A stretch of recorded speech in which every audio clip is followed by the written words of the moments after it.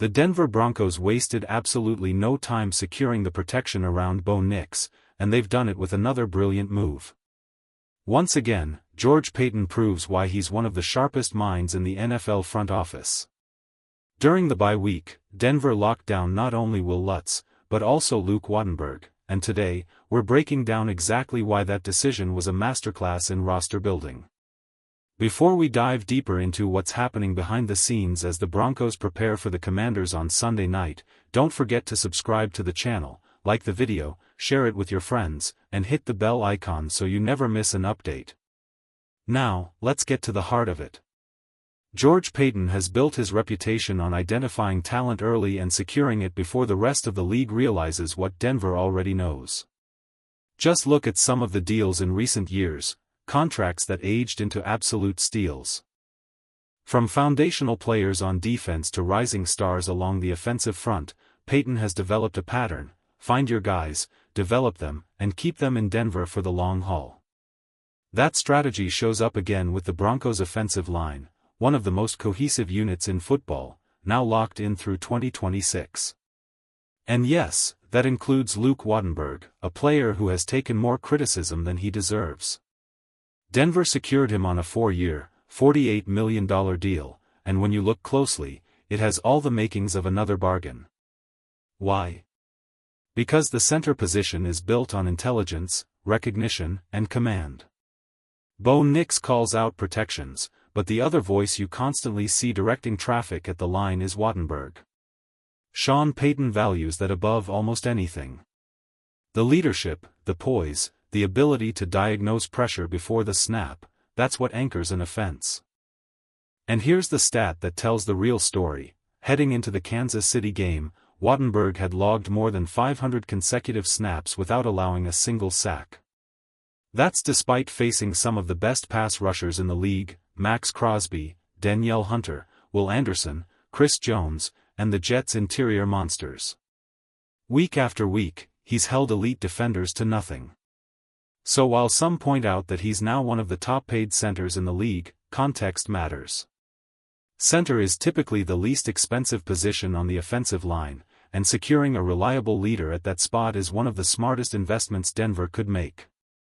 The center position in today's NFL isn't loaded with blue-chip stars, and most fans, even the diehards, can't name more than a handful around the league. That's why the reaction to Luke Wattenberg's contract has been misguided. Yes, he's now among the top 5 highest-paid centers, but context matters. Even with his new deal coming 2 years after Lloyd Cushenberry signed with the Tennessee Titans, Wattenberg is still earning nearly $500,000 less. That alone shows how team-friendly this contract truly is. Look at the numbers. When you compare these two players side by side, one allowed 21 pressures, 5 sacks, 3 quarterback hits, and 5 penalties over 461 pass-blocking snaps.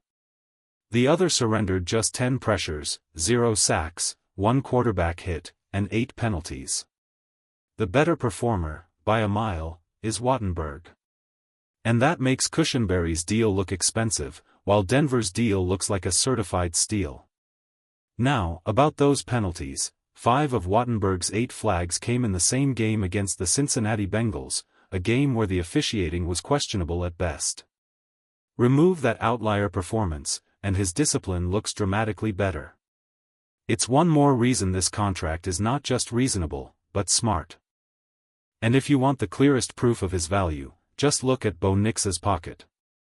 The Broncos boast one of the best sack differentials in the NFL. Sure, Nix deserves credit for his quick decision-making, but this offensive line has consistently given him clean, comfortable pockets, even against elite fronts like Kansas City's. Compare that to games like Josh Allen's Thursday night performance against Houston, where he was running for his life on nearly every snap. Denver hasn't lived that nightmare because the trenches are holding strong. That's why the criticism of this signing never made sense. As analysts have pointed out, the center market is shifting, talent is scarce, and prices will continue to rise. Wattenberg's ranking today won't look the same in a year or two, which is exactly why this deal was done when it was. With the entire offensive line now secured for the long term, the Broncos have built the foundation every winning team relies on. Games are won in the trenches, and Denver has positioned itself perfectly. Even after this extension, Wattenberg remains the lowest-paid lineman in the group by a wide margin, proof that the Broncos once again landed a hometown discount on a player who's outperforming his price tag.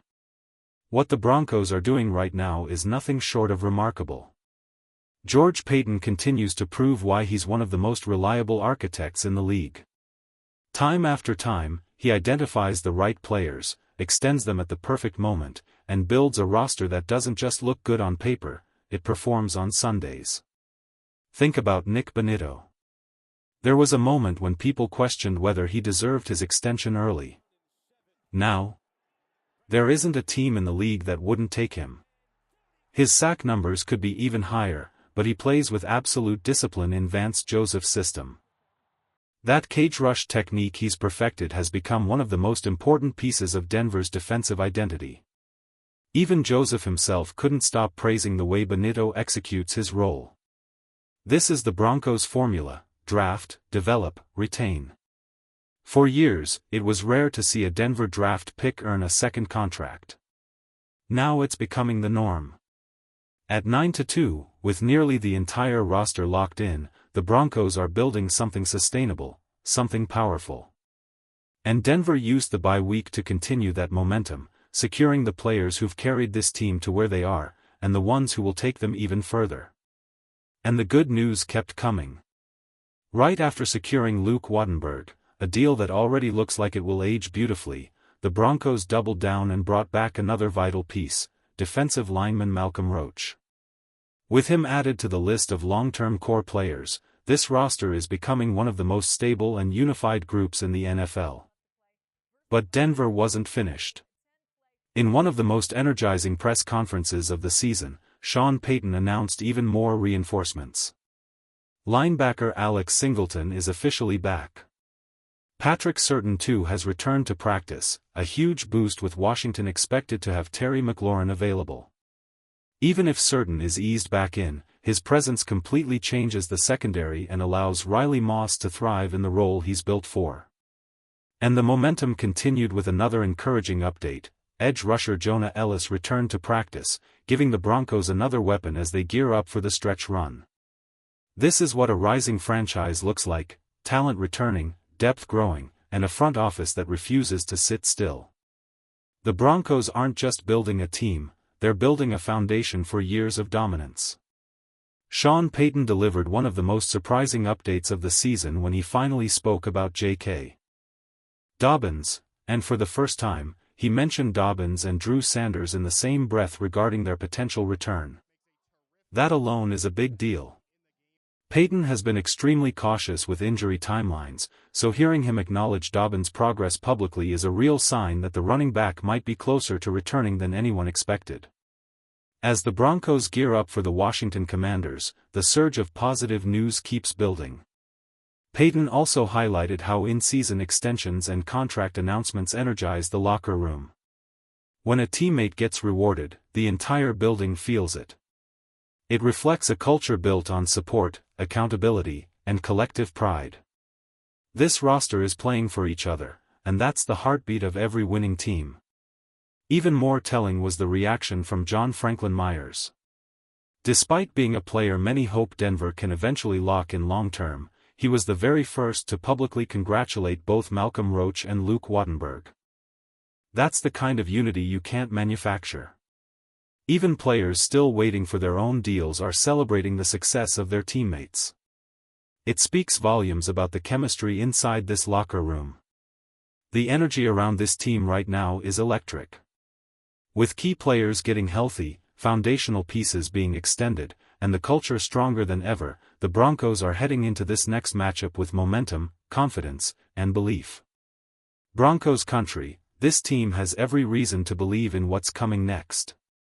The foundation is built, the future is bright, and there is so much more on the way.